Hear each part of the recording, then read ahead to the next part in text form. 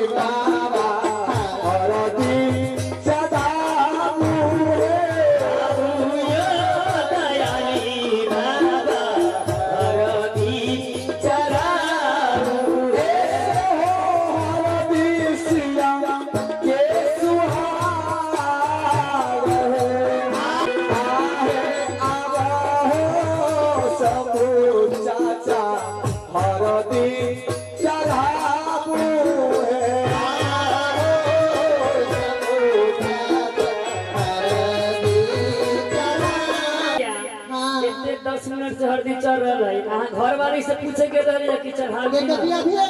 नो नो नो ऐसे की आबा हो या पंडाहुल भैया चढ़ा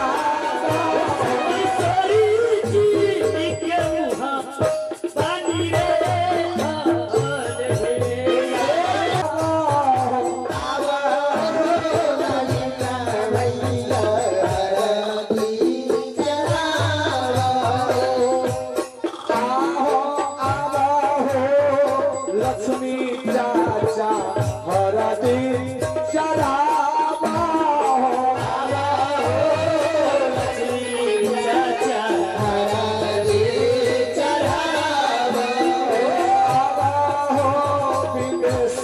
चाचा हरदी चढ़ावा हो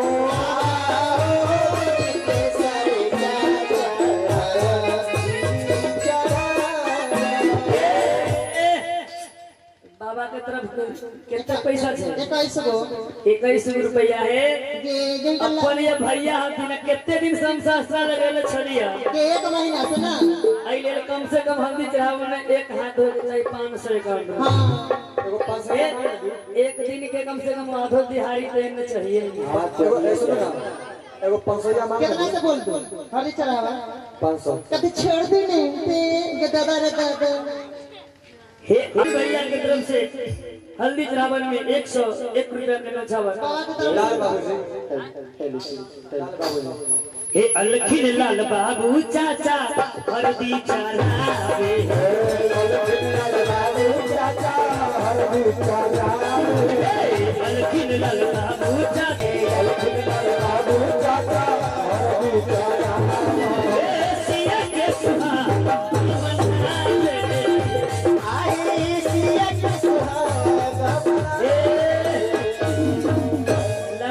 हरदी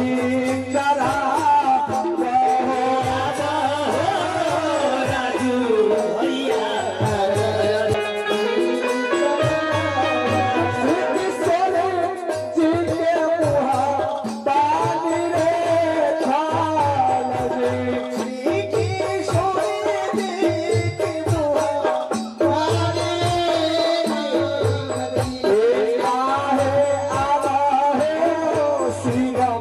भैया हरदी चढ़ावा हरदी चढ़ावा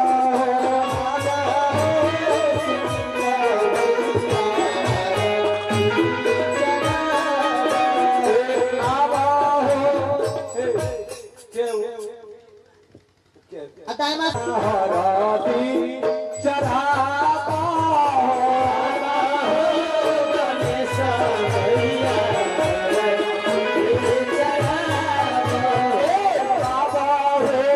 रमेश भैया हरदी चढ़ावा हो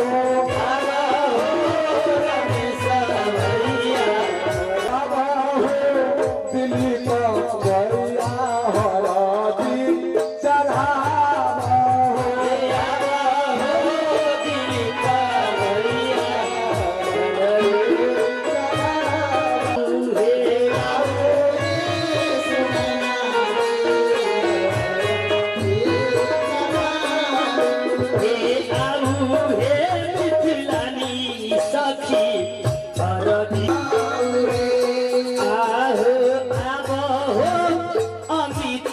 भैया हरदी चढ़ावो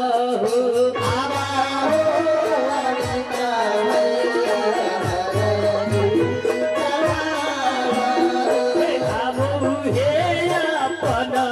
मैया हरदी चढ़ाऊ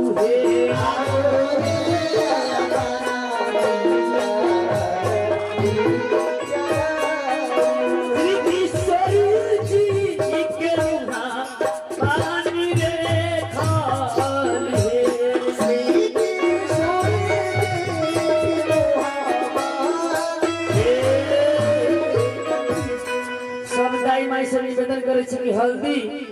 हल्दी चढ़ा के चंदन जरूर कर ले। सब गोरा हल्दी चढ़ा के चंदन जरूर कर ले। ऐसे की हल्दी की कैसी सजावट जनकपुर हल्दी की कैसी सजावट हो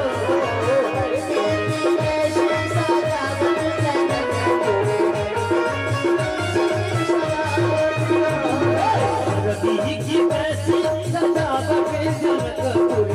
हल्दी की कैसी सजावट हो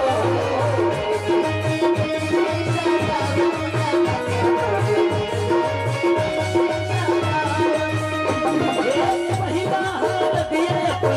बाबा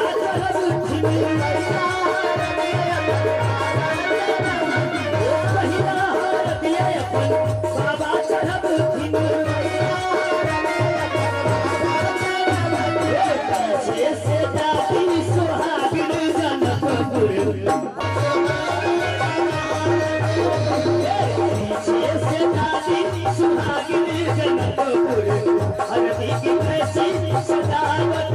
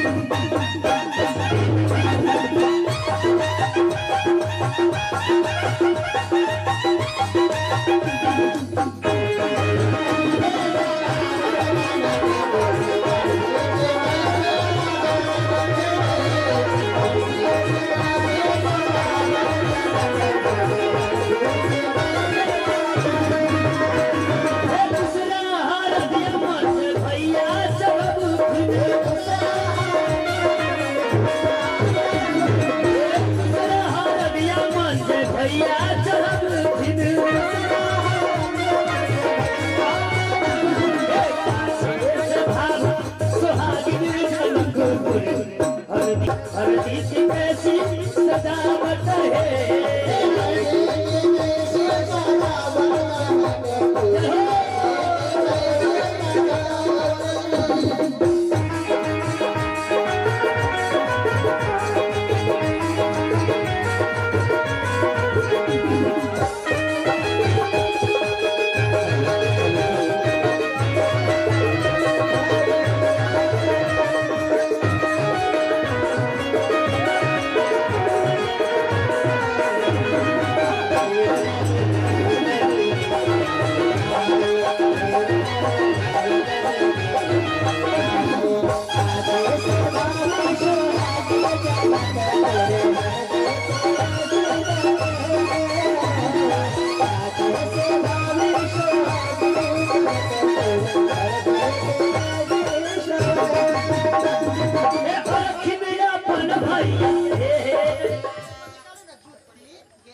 पिछुआल कहाँ रहने यहाँ ऐसे की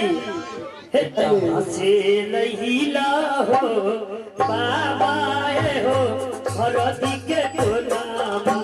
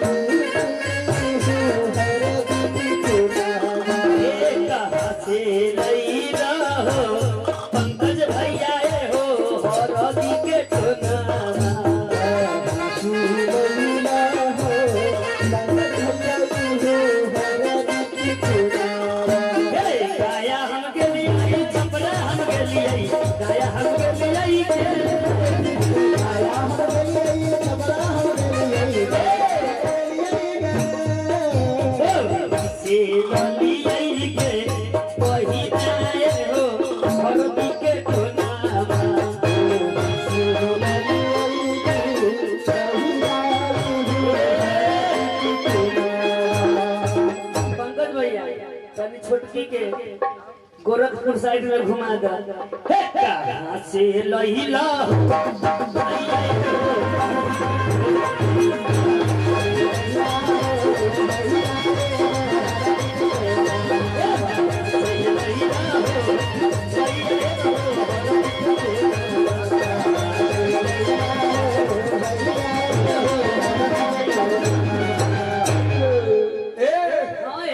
अगे माई कोने बाबा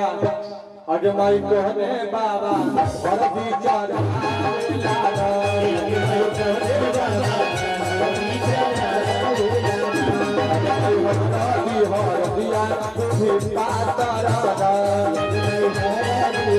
हरदिया भैया हरा गीत चढ़ावेला ना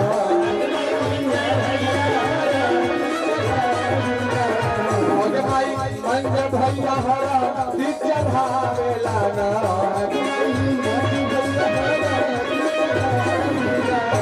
आगे माई भैया के आगे माई भैया के भैया पद भैया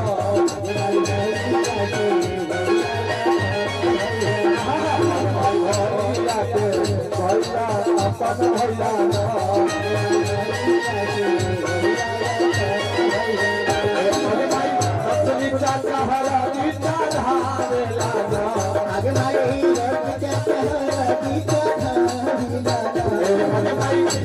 चाचा हरा गीता धावेला ना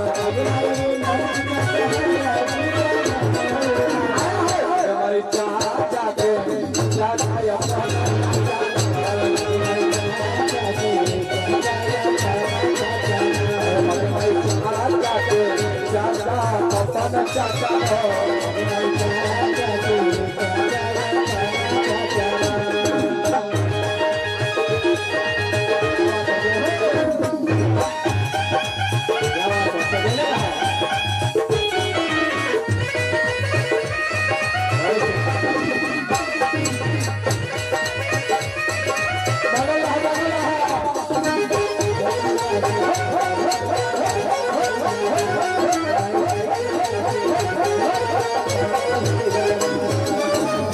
आगे माई चाची हरा गीता धावेला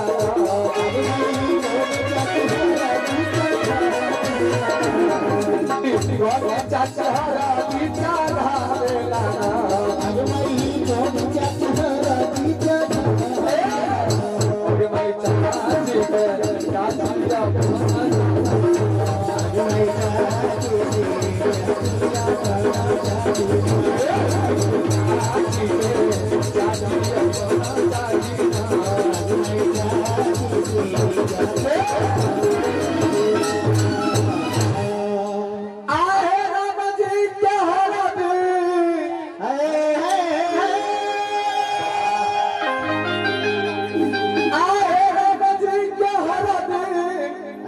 किशोरी जी के हरदी है किशोरी जी के हरदी पसंद करो ना तो सबलिया पर सदिया एक पसंद करो ना सबलिया पर सदिया एक पसंद करो ना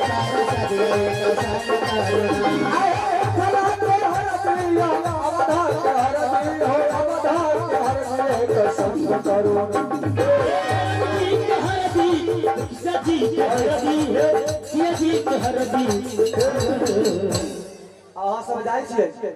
घरे